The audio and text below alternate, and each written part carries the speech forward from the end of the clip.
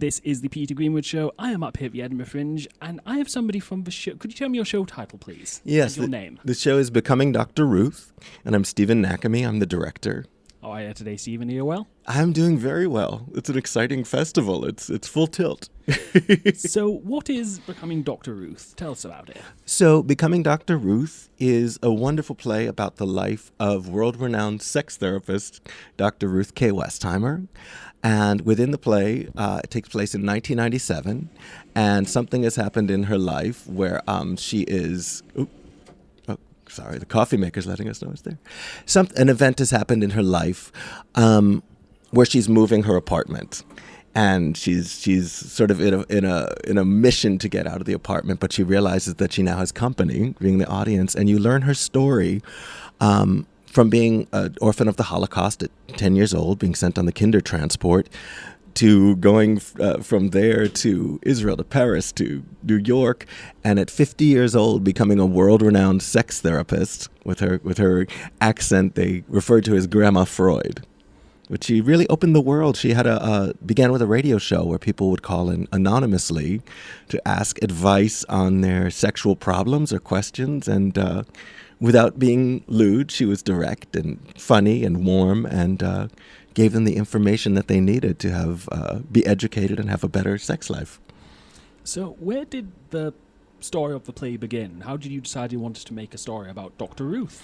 So the play actually came from Mark St. Germain, who also wrote Freud's Last Session. He'll be playing in London, and he also had a film of it with Anthony Hopkins.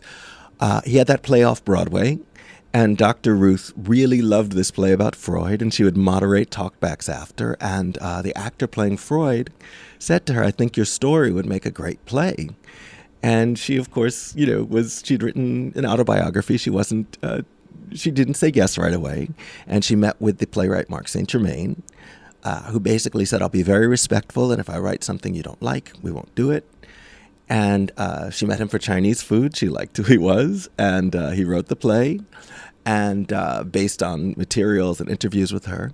And she had him read it to her in her apartment, not an actor, and she loved it. She only had a couple of factual changes or things that she wanted or didn't want included, but it really came about of Dr. Ruth's personality. She was very much, she was on every talk show. She was a known personality.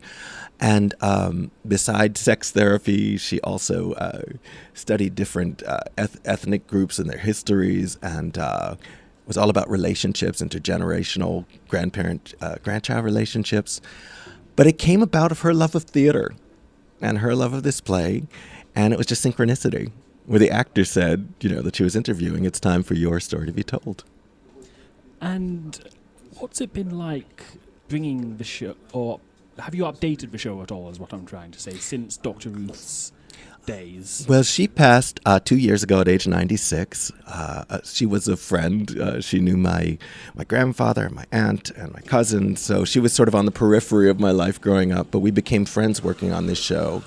And bringing it now, in terms of updating it, it does take place in 1997. But there are certain things, certain issues that we're looking at again in terms of education and reproductive rights and Holocaust education and all of this right now, where it's very timely. This is a very focused version of the play. And probably it's been condensed to 70 minutes. So in that way, it's been updated because of the synchronicity of what's going on today. Taking it far beyond 1997 is a bit tricky because of the story of the play and when it takes place.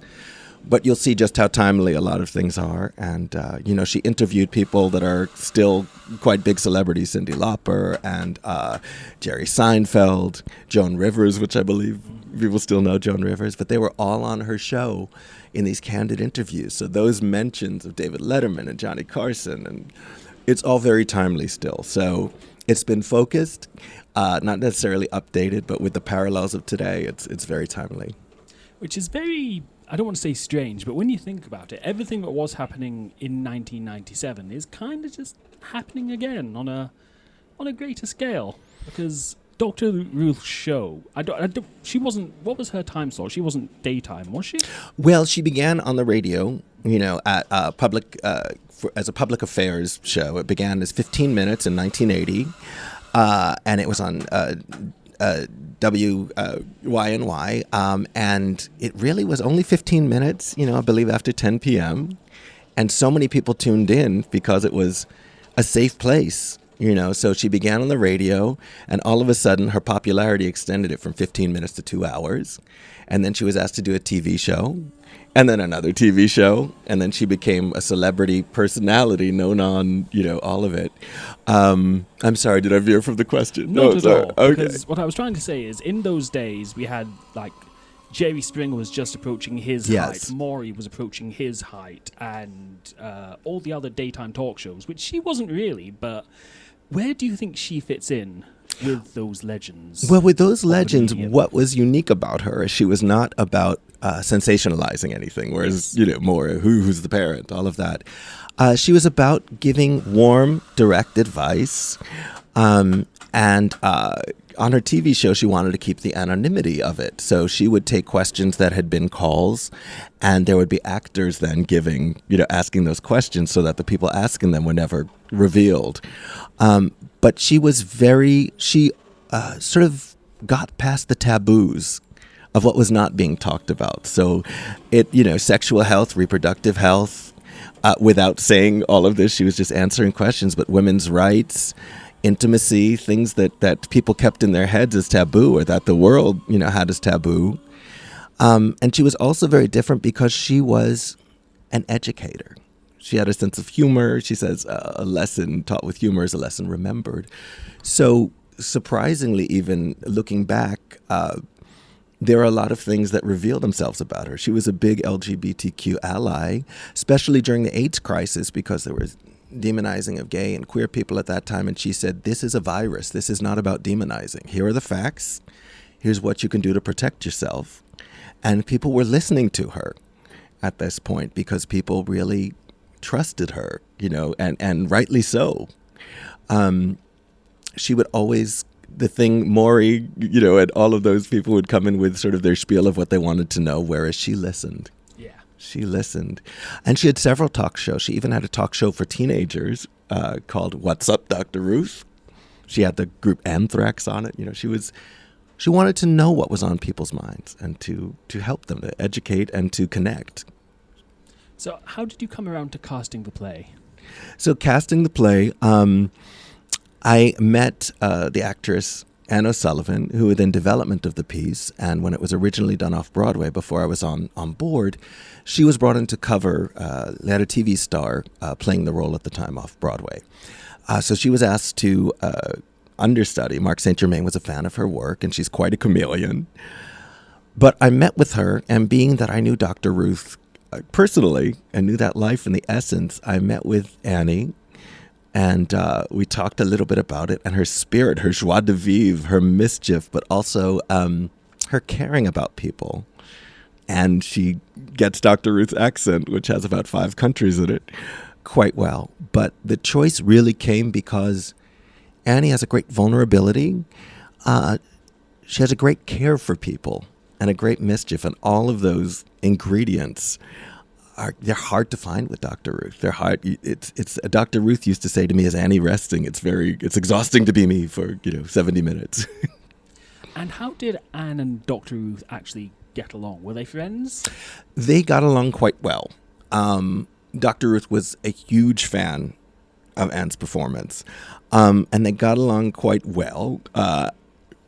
Just because they had a connection, especially Dr. Ruth would hold your hand and really connect.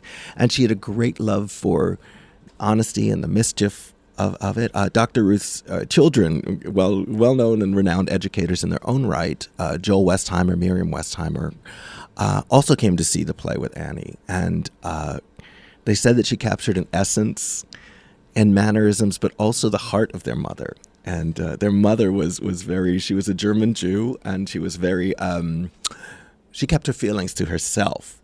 So her daughter sort of said that Mark St. Germain and Annie had this synchronicity to give a little bit more of the internal life that perhaps, in giving her story, not everybody saw all the time, And how does Anne become Dr. Ruth? Like, what are the changes she goes What are the changes? Well, Anne is, she's a sprite. She's quite fit. Dr. Ruth, was getting to be a mother and a grandmother at the time. So while we did several productions in the States, and we had this extraordinary costume designer who I just loved what he did. His name is Gordon Deviney. And this was about the third production we did. So this is where I'm getting to the transformation and how stunning it is.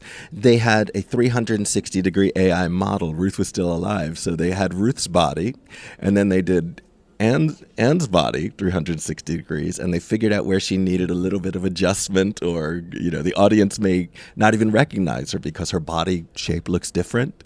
How she carries her body, the mannerisms which she has made second nature. And, so it's not just the costume. Annie transforms how she moves, her directness. But what's really special about this, which is something inherent with Dr. Ruth, is the connection with her audience. She's directly connecting with them, with vulnerability, with mischief.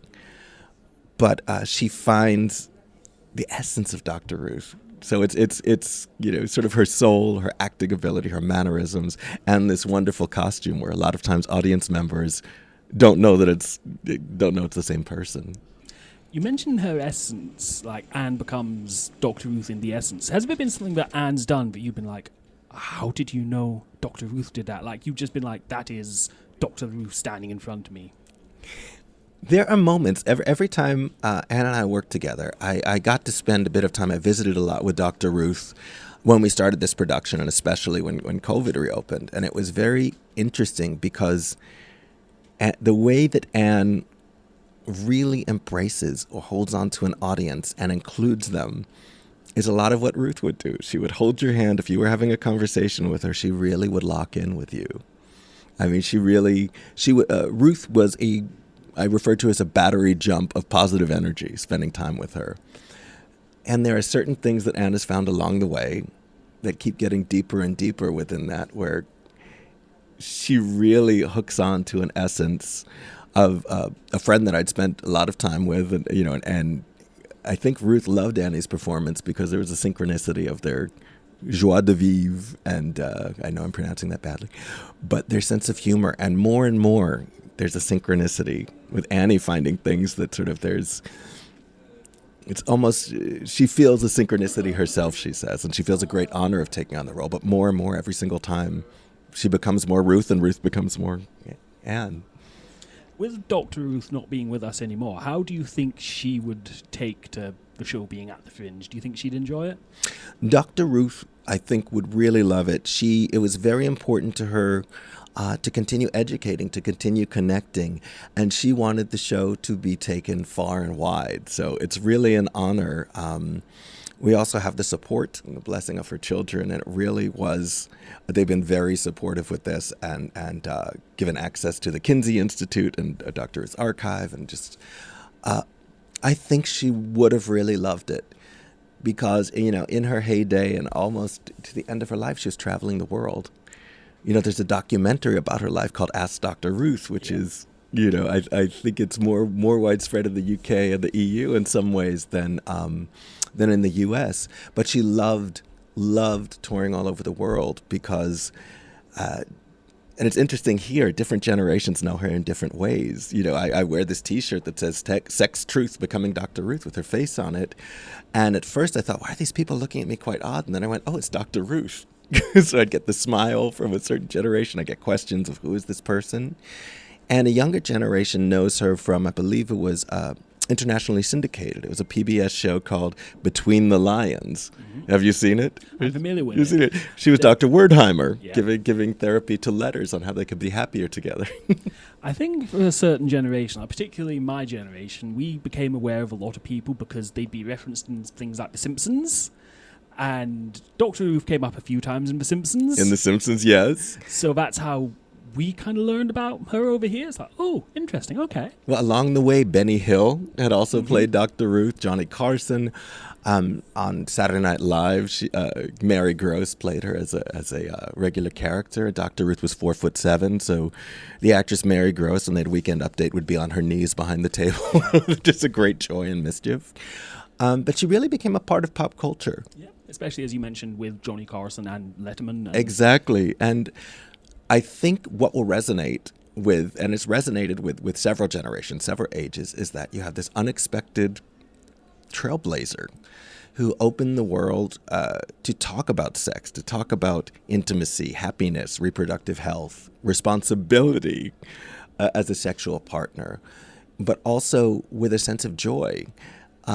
And with the Holocaust part of it, with her experience there, these are all things that we need to hear now, but also the generations coming up, now that everything's sort of cyclical with things becoming a little bit more taboo, or education, not, people going against that education, or regimes going against that. I think it's so important and so inspiring that this generation, the generation coming up, knows that there is a very unlikely 4'7" woman with a great giggle, which in the play and in life they referred to as a gerbil in heat, a giggle.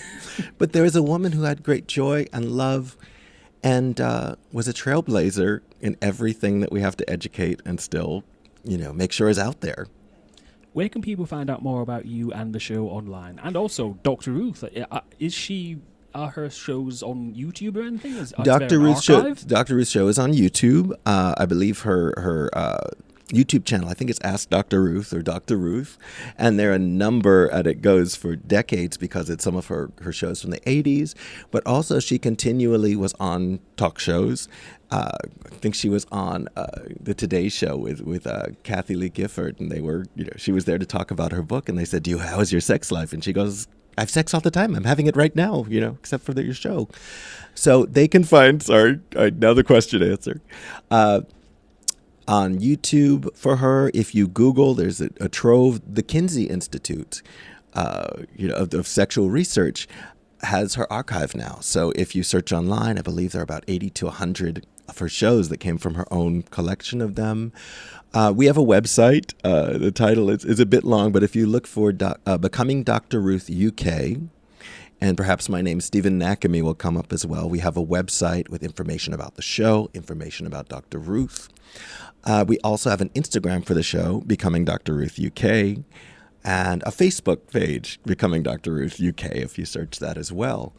But there is a trove of information on Dr. Ruth, and the more you sort of look, the more unexpected things have become.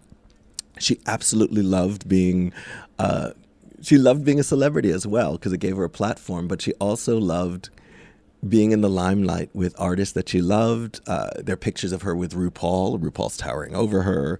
Cyndi Lauper.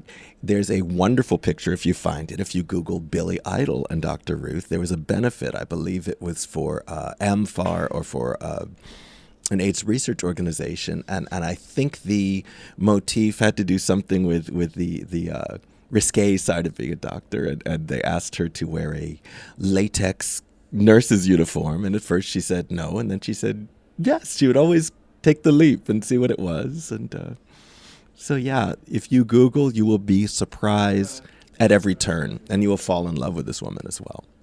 Thank you so much for your time today. Thanks for coming on. Thank you for having me. I greatly appreciate it. Becoming Dr. Ruth is playing every day at 4:55 at Front Room at Assembly at George Square, every day until the 30th of August. For tickets, go to edfringe.com and search for Becoming Dr. Ruth. For the Peter Greenwood Show at the Edinburgh Fringe, I've been your host, Peter Greenwood. See you next time. Bye, everybody. Bye.